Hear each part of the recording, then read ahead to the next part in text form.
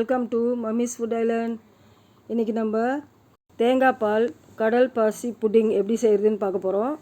வாங்க, இதுக்கு தேவையான பொருள் என்னன்னு பார்த்துடலாம்.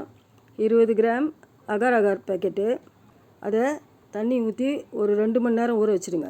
இதுக்கப்புறம் 250 கிராம் பனை வெல்லம் வச்சுருக்கேன். கூடவே 2 சிட்டிகை உப்பு, 2 டேபிள் ஸ்பூன் வெள்ளை சர்க்கரை, 2 கிளாஸ் தண்ணி எடுத்துருக்கேன்.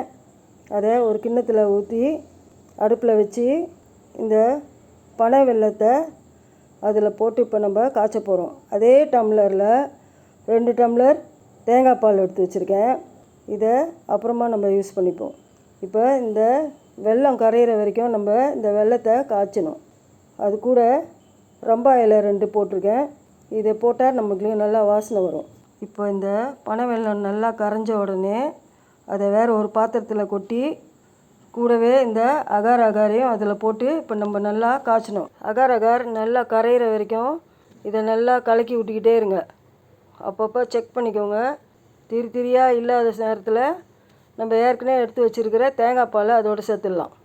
இதை நல்லா கலந்து விட்டு இது கூடவே 2 டேபிள் ஸ்பூன் வெள்ளை சர்க்கரையை சேர்த்துக்கலாம். அது கூட 2 சிட்டிகை உப்பையும் சேர்த்துக்கலாம். இப்போ நல்லா கிளறி விடலாம்.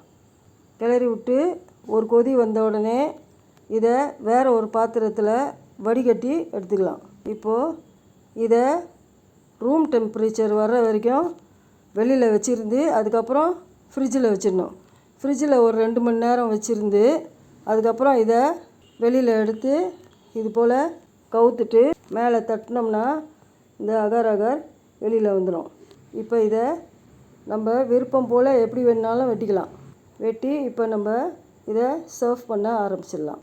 இந்த அகார் அகார் செய்யும்போது எந்த பாத்திரத்தில் நீங்கள் தண்ணி அளக்குறீங்களோ அதே பாத்திரத்தில் தான் பாலையும் அளக்கணும். இந்த அகார் அகார் ஜில்லுன்னு சாப்பிட ரொம்ப நல்லாயிருக்கும். ட்ரை பண்ணி பார்த்துட்டு எனக்கு கமெண்ட்டில் சொல்லுங்கள். அவ்வளோதான், நம்ம அகார் அகார் இப்போ ரெடி ஆயிடுச்சு. See you on my next video. Bye.